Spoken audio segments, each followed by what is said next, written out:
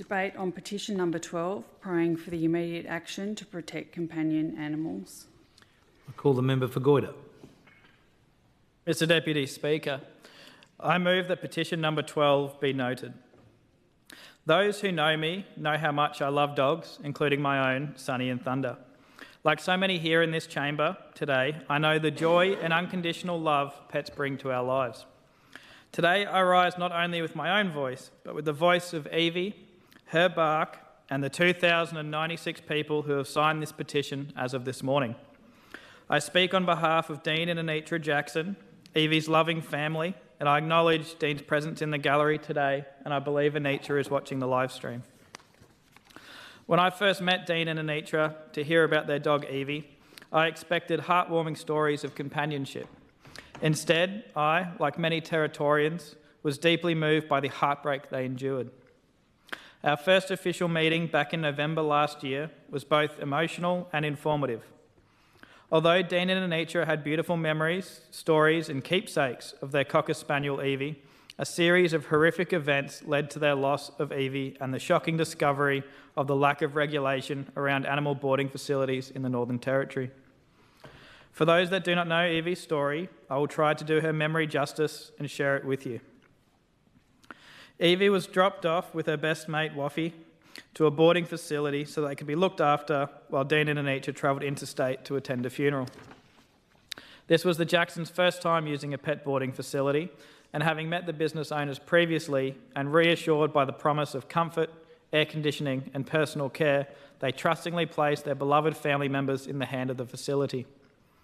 3 days later, when the Jacksons were on a plane home, on their way back from the funeral, they received a call to advise them that Evie had broken a bone, but that she was at the vet and everything was under control. They were understandably upset by this news and concerned with the minimal information provided. They contacted the vet clinic and were unexpectedly told that Evie was in a critical condition, unresponsive with major blood loss and wound indicating that she had been mauled. Evie's family has been through an ordeal I wouldn't wish on any pet owner. Stuck in an airport with a long plane ride ahead, filled with worried about the welfare of their family member. Sadly, despite the efforts of the veterinary team, Evie passed away that evening. Worse, all these months later, the Jacksons have been unable to get clarity on what actually happened to Evie to cause her fatal injuries. When this petition was tabled on the 22nd of May 25, it had 1,495 signatures. Today, that number has grown to nearly 2,100, representing Territorians, Australians and animal lovers from across the world. Each signature is someone who has heard Evie's bark and is calling for change and for better protection for our pets. Mr Deputy Speaker, Evie's story has captured the hearts of Territorians and animal lovers across the nation. Through Evie's bark, Dean and Anitra have turned their unimaginable grief into action, shining a light on the need for higher standards of care in pet boarding facilities. Our government has listened to their actions, activism and courage, and we are committed to ensuring that pets entrusted to boarding facilities are protected, cared for and treated with the dignity they deserve. Our government is determined to deliver a framework that ensures Territorians can have confidence in the care their pets receive when they cannot be by their side. The Minister for Ag and Fisheries is already progressing reforms to strengthen animal welfare laws, which he will introduce later this week, including amendments to the Animal Protection Act, the Animal Protection Regulations and the Criminal Code Act. Not to take the Minister's good news away from him, but these changes will introduce a code of practice for boarding kennels, boost compliance powers and deliver stronger safeguards for animals across the Northern Territory. Without the strong advocacy from Dean and Anitra, it is unlikely that this code of practice would have been picked up as it was included in their submissions.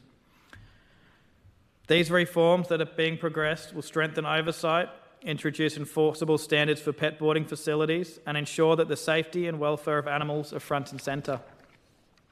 Because we understand, as everyone in this chamber does, the deep connection Territorians have with their pets. They're not just animals, they're family members, they're companions and they're loyal friends. Evie's life was cut far too soon and her story is now driving real change. Once again, I'd like to acknowledge that Dean and Anita have shown extraordinary courage in turning their grief into action so that others will not face the same heartbreak. So to everyone who signed this petition, to those who have also lost beloved pets, and to Dean, Anitra and Waffy, I say this: Evie didn't have a voice that could speak in this chamber, but today we hear her bark, loud and clear, not as a cry of pain, but as a call for compassion, accountability and change. Don't stop barking, Evie.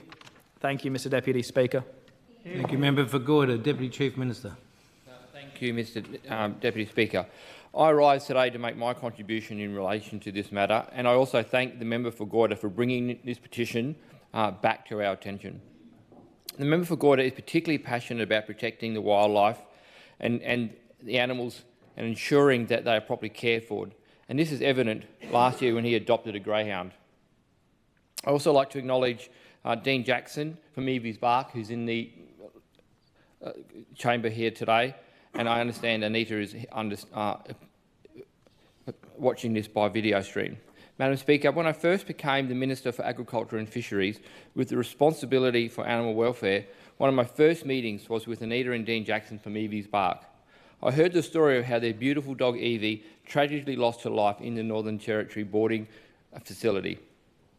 I've seen how much Evie's pain and death has caused and continues to cause them. We have been in government for nearly 12 months, and we've been working hard to ensure that we'll do everything we can to ensure such tragedies are not repeated. Members here would know we have been considering a range of measures to strengthen the Animal Protection Act and have been consulting extensively with our key stakeholders, Territorian, animal organisations, about how we can improve safety and protection for all our animals. A number of issues have been raised with myself and my team, including the lack of regulation in boarding kennels, the powers of authorised officers, and how we can make the penalties tougher for those who mistreat or are cruel to animals. Again, members would know that over a 4-month period we had a Have Your Say campaign was taken in 2024, which received a total of 229 submissions. Overwhelmingly, there was significant support for change that would both simplify and strengthen penalties, which are currently under development and will be dealt with later this week. Madam Speaker, Mr Deputy Speaker, all animals in the Northern Territory are entitled to a standard level of care for their welfare, health and safety. If you're in charge of an animal, whether it be a wild, farm or a family, you must make sure they have the right food and water and living conditions, get proper treatment if they are sick or injured, are allowed to exercise and are handled appropriately, will not be harmed by confinement or restraint, are worked, ridden or used in ways that are appropriate, and are not used in organised animal fights, or they are not abandoned. Members of the public are encouraged to contact Animal Welfare Branch to report suspected cases of animal cruelty or neglect. We all have a duty of care to protect our companion animals as well as our livestock, including chickens, horses, goats and cattle. My department works hard to educate Territorians on how to properly care for animals. We have a dedicated team of animal welfare officers who respond to calls from the public and are responsible for investigating, educating and, if necessary, prosecuting those who mistreat animals. We have an Animal Welfare Advisory Committee, 8 dedicated members with significant vegetarian experience, animal rescue, rehabilitation and stock management. They provide me important advice on animal welfare issues within the Northern Territory. We're also working very closely with my colleagues, the Minister for Local Government, Steve Edgington, to ensure our local councils are providing animal management through their jurisdiction. This includes removing strays from public areas, responding to animal attacks and dealing with animal noise complaints. Madam Speaker, this petition, brought bravely by Evie's Bark, was really highlighted the work that needs to be done to protect our animals, our pets and our livestock. And I know many people in this chamber have pets and livestock, and this really brought to light the lack of care that available at those boarding facilities. And our legislation this week is going to make sure that there is a standard of care for all these animals, as I spoke about earlier. We will not shy away from our responsibilities, and my department will work hard to make sure any gaps are addressed and any practical solutions can continue to occur as we move forward. Through the work done, we need to ensure that we strike a balance between providing modern, efficient and flexible animal welfare compliance enforcement with outcomes with available resourcing while meeting community expectations to strengthen animal protection laws and, of course, protect animals. Thank you. Thank you, Minister. Next, member for Johnson. Thank you, Mr Deputy Speaker. Mr Deputy Speaker, I rise today in support of this petition, which is incredibly close to the hearts of many Territorians, close to mine as well. For anyone who spends time with me, including on my social media, you'll have met my dog Billy, who's my great companion and listens to me patiently as I talk about what's happening, often reflecting on what's happening here in this chamber. She listens to me when no one else will, so I'm very grateful for that. And I can't even imagine how I would feel if anything happened to her, especially if I had left her in the care of people who were meant to be looking after her. And I'm also very lucky to have met Dean and Anitra, and our sons, Zeph and Dylan, have had some wonderful adventures together. The member for Goyder told us the story of Evie, a beautiful dog who was killed in March this year while staying at a pet boarding facility. She was mauled to death and her story is devastating, and we also know that she's not the only one.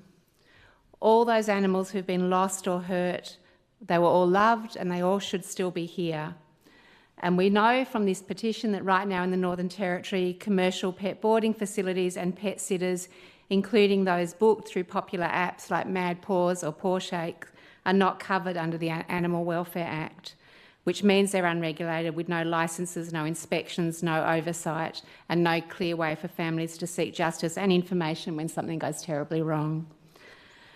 The law that this petition calls for, Evie's Bark, is practical, compassionate and I won't go through the details of what it said, we've already heard that here today, but they're smart, common sense reforms, and it was great to hear from both the member for Goyder and the Deputy Chief Minister that the government has a commitment to addressing this issue.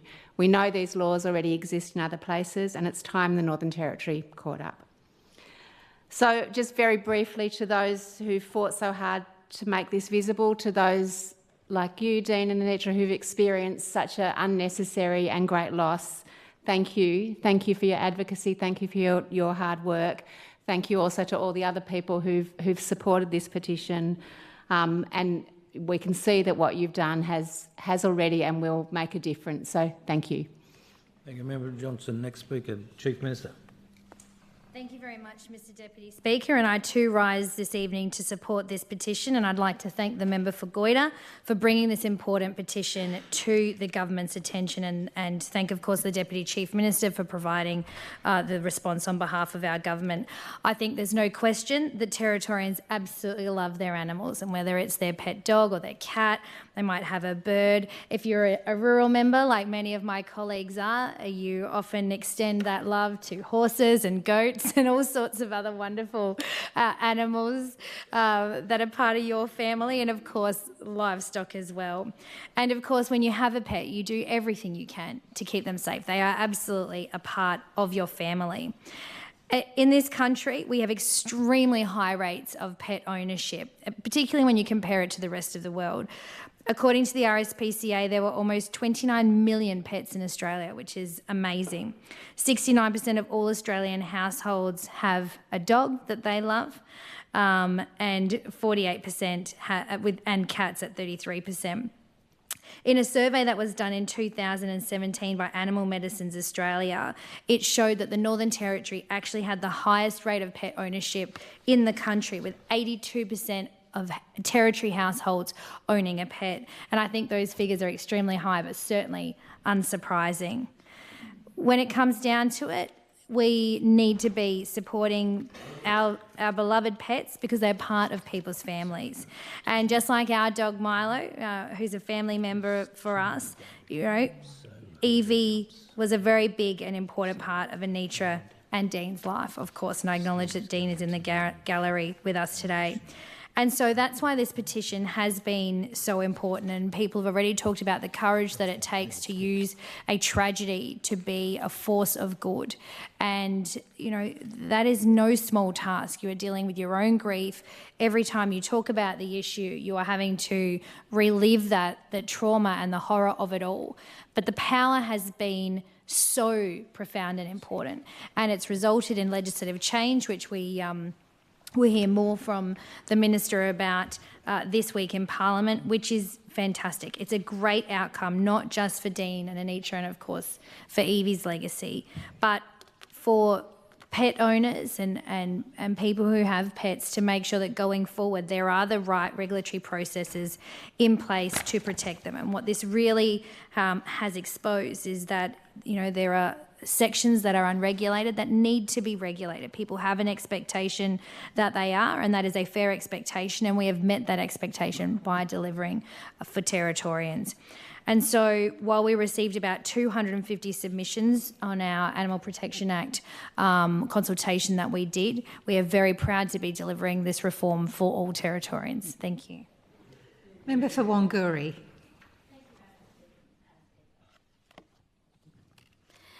Madam Speaker, I rise today in support of Evie Sparks' petition brought to this chamber by the member for Goyder on the 22nd of May 2025, which is a petition from 1,495 petitioners praying for immediate action to protect companion animals. This petition requested that the Legislative Assembly take immediate action to protect companion animals through the implementation of Evie Spark, and the reforms are crucial to preventing further tragedies, provide peace of mind to pet guardians, and uphold the values of care and respect that our community holds for its animals. Madam Speaker, Evie was a cherished pet and was entrusted to a pet boarding facility in a rural area near Darwin. Days later, they learned she had sustained critical injuries and subsequently died as a result of the tragedy made possible by the absence of licensing, oversight and legal protections in the NT pet care sector. Madam Speaker, pets like Evie are family to their owners, and I know many of my constituents and Territorians on a day-to-day basis need to use pet minding facilities when they need to be away from their homes, and yet in the NT, the absence of oversight means now laws currently ensures their safety, accountability and care guarantees. I know I have 3 pets myself, Charlie, Cody and Captain, and we have just inherited 4 chooks, so they're very much part of our family as well. Madam Speaker, the petition has grown now to over 2,000 e-signatures, and although the new signatures added have not been tabled, it shows just how sensitive and well supported this matter is to the community. Madam Speaker, the importance of protecting companion pets is important as they provide emotional, physical support and may reduce stress, anxiety and depression. They provide emotional companionship, they provide support during trauma and recovery, they provide physical health benefits and may lower blood pressure and heart rate, and they encourage physical activity. Madam Speaker, companion animals can improve social developmental benefits by enhancing social connection. They can improve a child's development. They support for neurodiverse individuals by providing structure, calm and sensory regulation for individuals with autism, ADHD and PTSD. Madam Speaker, there are benefits for older Australians and combat loneliness, and they provide therapeutic service roles providing emotional support as trained services and therapy animals. Madam Speaker, I support this petition that protects vulnerable pets, support responsible guardians and hold providers accountable, and thank Dean and Anita and the member for Goyder for bringing this petition to the House. Are there any more speakers? Member for Arafura. Thank you, Madam Speaker. I rise on behalf of the opposition to acknowledge the petition calling for urgent regulation of the animal boarding industry in the Northern Territory. Let me begin by recognising the tireless advocacy of Anitra and Dean Jackson, who launched this petition in memory of their beloved dog Evie. The heartbreak of losing Evie, a trusted companion while in care of a pet boarding facility, is something no pet guardian should ever have to endure. The tragedy of Evie's death and others like Mackay, Badger and Bella have struck a chord with Territorians. That's clear from the more than 1,400 people at the time, and now it's growing, the petition, who have signed the petition, calling for reform to ensure their pets, members of their families are kept safe when entrusted to others. Right now in the Northern Territory, there is no licensing, no code of conduct, and no regulatory framework governing pet boarding facilities or commercial pet sitting services. The sector operates without standards, oversight, or accountability, and that is simply unacceptable. The opposition supports the principle at the heart of Evie's bark, that our law should reflect the reality that animals are sentient beings capable of joy and pain, loyalty and fear, and should be treated with care, dignity and protection. Territorians should have confidence that their pets will be cared for. That means proper standards, mandatory reporting of incidents, a code of practice backed by enforcement, and clear consequences for those who breach the community trust.